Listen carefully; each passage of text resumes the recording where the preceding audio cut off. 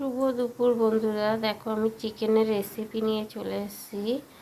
এখানে চিকেনটার মধ্যে আমি দিয়েছি টক দই, আদা রসুন বাটা আর লঙ্কার গুঁড়ো, নুন আর কাঁচা তেল দিয়ে আমি 1 ঘন্টা মতো মেখে রেখেছি। এবার এখানে দেখো আমি পেঁয়াজটা লাল লাল করে ভেজে নিয়েছি। তেলটা অল্প দিয়েছি যেহেতু মাংসতে তেলটা দেওয়া আছে। এবার আমি চিকেনটা দিয়ে দেবো। এটা আলু ছাড়া হবে বন্ধুরা, আর দইয়ের পরিমাণটা একটু বেশি লাগে। তো এবার এটাকে আমি কষাবো।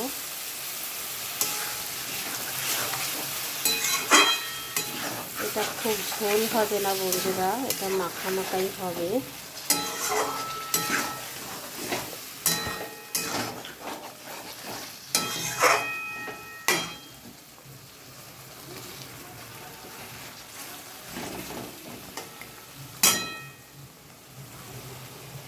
তো এবার আমি অল্প জল দেব বাটিটার মধ্যে, একদম অল্প জল দেব, দিয়ে এটাকে নাড়াচাড়া করে এটার ভেতরেই দিয়ে দেব।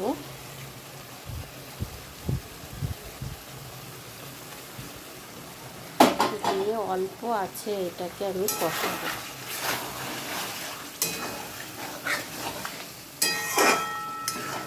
তো বন্ধুরা, এই যে মাংসটা আলু ছাড়া হবে, এটা একটু তোমরা বড় বড় করে কাটাবে।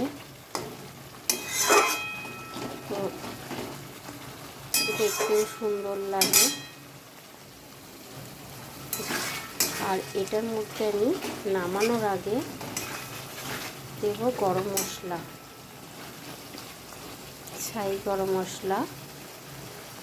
তো তোমরা অনেকে ধনে পাতা দিয়েও খেতে পারো, ধনে পাতা দিয়েও খারাপ লাগে না এই রেসিপিটা। এটা ভাতের সঙ্গে, তুমি রাইসের সঙ্গেও খেতে পারো বা তুমি রুটির সঙ্গেও খেতে পারো, খুব ভালো লাগে। তো দেখছো বন্ধুরা, এই যে কষাতে কষাতে তেলটা ছাড়ছে।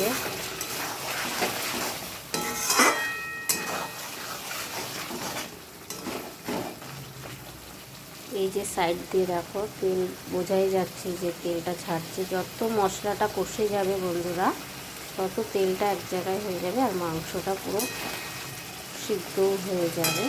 তো এটাকে আমি এখন ঢেকে দেবো। তো তোমাদের ভালো লাগলে কমেন্ট করো।